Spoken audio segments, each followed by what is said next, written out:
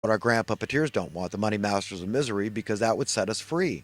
Then we wouldn't be beholden, born beholden and deferent to them by necessity to survive through this cost of living tax they impose on us. Okay? No, we'd all be born free. And that's it. When we serve one another, it's because we damn well want to, and nothing's going to stop us. That's what they don't want you to figure out, that the system would work very well, just fine, thank you very much, without these idiots.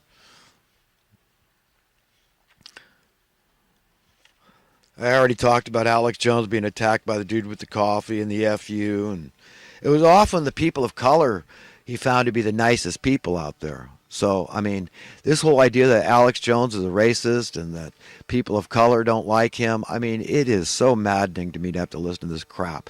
And Tom Brokaw, look, I know you're an old guy and you're probably going to be dead soon. I don't want to say anything that's going to offend you, man, but, you know, I just put you under that, you know, line up for the vomit of vat, okay, the vat of vomit, okay, that I would dump on you guys. Line you all up, and I just say, you know, here's your share, and determining on what a liar you are, because you've got no basis. You've never heard Alex Jones say one racist thing out of his mouth. I've been listening to the man for over 10 years now. Okay, I've never heard him be racist. It's bull. Some of his biggest supporters are people of color. You don't know what the hell you're talking about. So yes, I'm offended by your lies, your blatant, brazen lying to the public, the American people. And that's the takeaway, that Alex Jones is a racist, and everybody believes what you say because they believe what they want to believe. Perception is reality. Oh, God almighty, help us. So, you know, no, that's it. You're forgivable if you ask for it, but I'm not the guy to do it. Okay, you got to be forgiven from your owner. Just remember that, Tom Brokaw, and anybody else in the mainstream media that's lying and knows they're lying to the people. If you're a deliberate deceiver, man, you're going to a bad place. Just remember that. You're going to a very bad place. You're going to the ninth circle of hell from Dante's Inferno, man. That's it. That's where you're headed. So just remember, man, you're not going to be running the show down there just because you were the best of the evil people. No, the evil people will be running your lives. That's who they are, man. They just like to have a pitchfork up your butt. Okay, even though you're willing to serve them, do whatever they want, cater their whims, they're not content with that. Misery loves company. They need you to be more miserable than them. And how do they do that without cramming a pitchfork up your ass? Just remember, that's where you're going, man. So it's not going to be, oh, just because I was, you know, the best of those that went to hell. No. You're not going to be ruling down there. No, it works the other way. That's why it's so imperative to make sure you're not going to hell. All of us. But yeah, line up, all you mainstream media liars out there, you Jake Tapper types. I know, I got your score. I got your number, buddy. Man, you're sick and twisted, man. You know who your puppet master is, and you're just a sycophant all the way. You like that fat paycheck, right? You want to be somebody. You want to move up in ranks. So you, hell yeah, I'll lie to people. Conscience, integrity, that shit doesn't pay my bills. I want lots of money, man. I want my family and friends to be impressed. That's it, man. Conscience, pooey. Honor, pooey. Integrity, pooey. Soul, pooey. Money. I want money. I will lie for money. Yeah. Sick, man. Sick, man.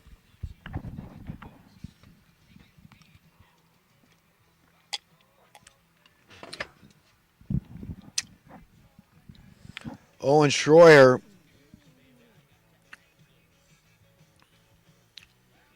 contending with true believers in what? In the tearing down the statues. He attended this one. They took down some statues, I guess, in Texas during the dark of the night. And there was some protests out there, and there were supporters of taking down the statues out there. And but boy, you know, he's running into the the viper's den with these people. They really believe it too. You could hear this one woman just screaming about how passionate she is. Yes, it's racist, and you're a racist, and all this crap.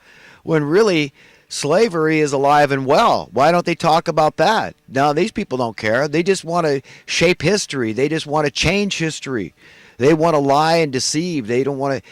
Hey, it's art, man. It's a national monument. It's history. This is a republic. You got to respect everybody's free speech. What's going to happen? Oh, you squelch out other people's free speech. What's going to happen to yours someday? When you say, hey, no, First Amendment.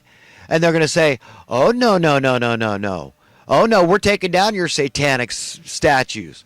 We're taking down this piss Christ that offends Christians. How dare you even think you could get away with that? Good God Almighty, help us. But it is serious. It is very serious. Remember, people kill and die for their philosophies, for their belief systems. Plenty of communists have died. Plenty of anti-communists have died. Just remember that. Just remember that. It's serious. Very serious. Deadly, lethally serious.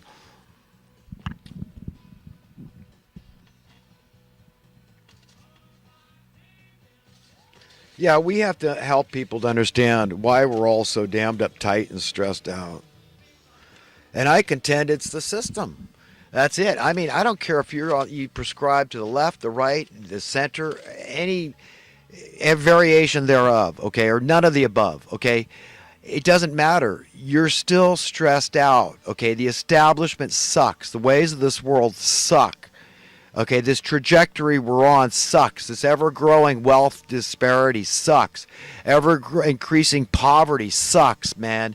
It just perpetuates and fosters all the problems. It just keeps the crime rate high. It keeps the dubious wars going. It keeps abortion going.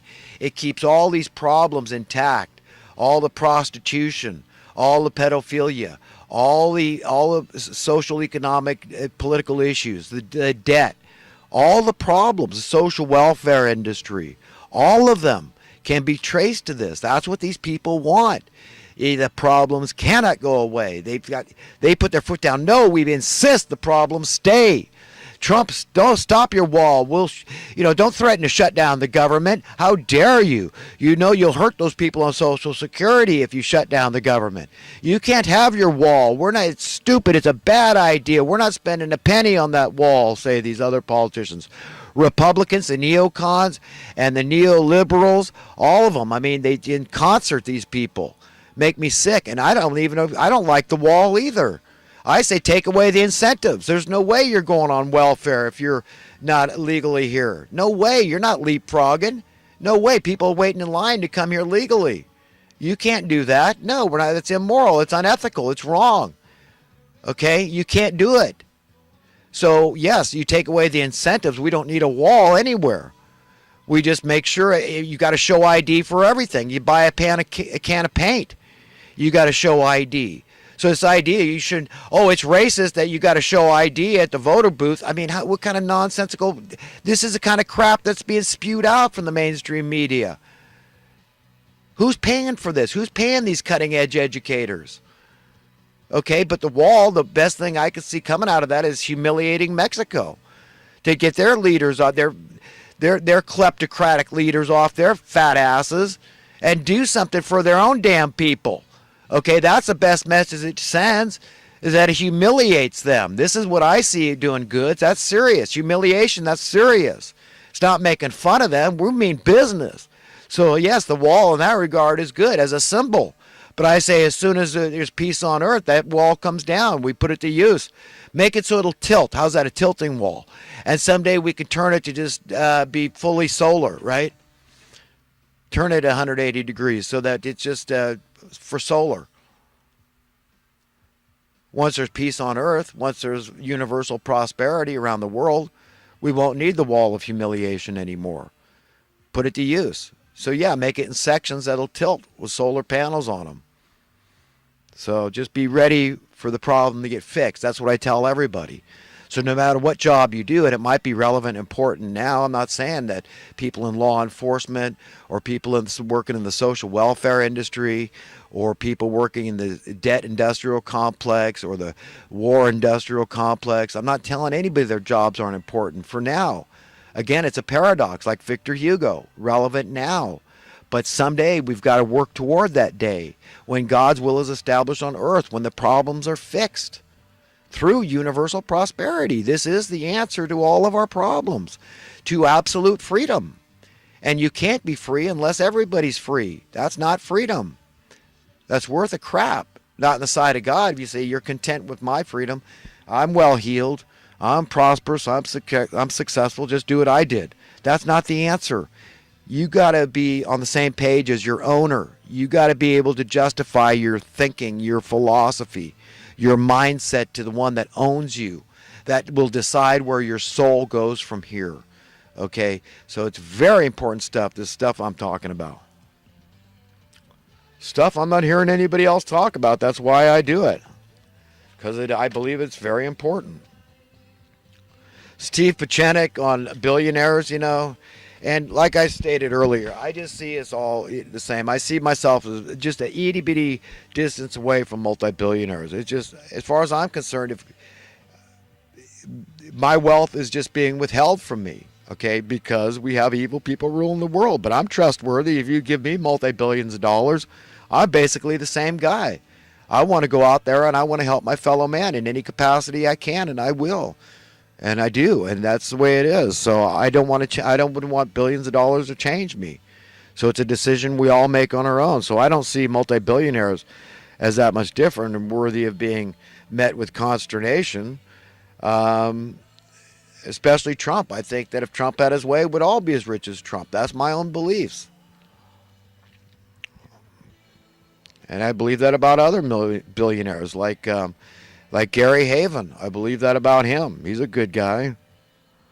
It's just that, if they gave away all their wealth and they're poor like everybody else, because it'll just go in somebody else's pockets and get stuck there as it goes through the economic sluice, the economic fabric of society. That's the problem. This is how that wealth disparity is created. People have investments. They keep their money in their investments.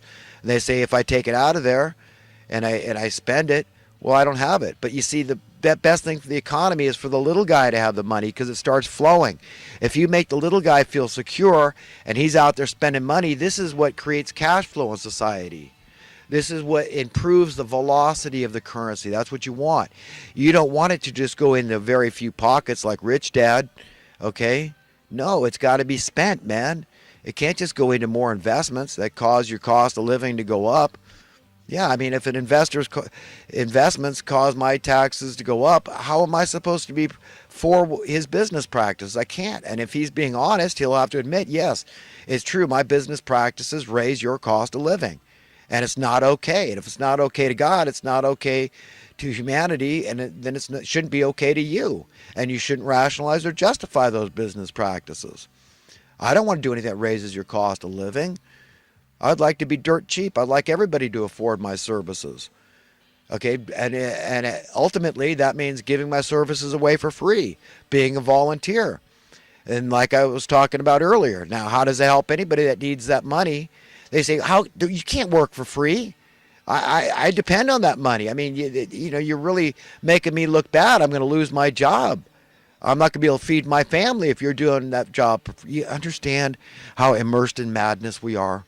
The entire civilization, okay, we're screwed up, man. Profoundly screwed up. And we've got to admit it. It's a first step to extricating ourselves from this mess. Okay, was it Confucius that said the journey of 1,000, or Lao Tzu, journey of 1,000 miles begins with the first step? We'll take the first step and admit it. Just admit how screwed up we are as a species. We're all damned to hell. I mean, like Jesus, if he didn't cut the time short that he returns, all flesh would be destroyed. I mean, this thing is powerful, man. I mean, the allure, the draw of the ways of this world, the things of this world are very powerful. To become a Laodicean and just look after old number one, man. Be an anti-humanitarian, inhuman. Okay, that's what you want to do. That's prudent. That's pragmatic. That shows that you have common sense when you're willing to abandon conscience and just look after old number one as defined by the world, as it defines success and prosperity and freedom and security. It's all about money, perhaps fame. The fortune goes with it, right? And all that kind of crap. Well, I'm telling you, it's really about the opposite. It's diametrically opposite to that, the way that God sees things and the way we see things. And you've got to get that fact. That alone is very powerful knowledge, very powerful information, very powerful wisdom that nobody can refute.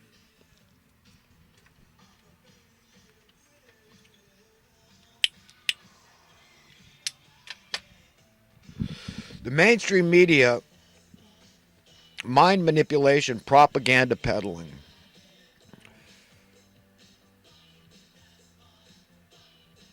I've already talked about all this. Just about how they're manipulating us, and it's powerful. I mean, the power of deceit should not be underestimated, or only to your own peril.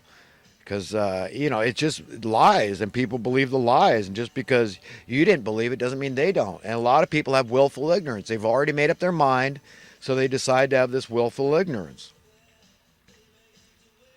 And then they look at you like you have three eyes because when you get into a serious conversation with people you meet, and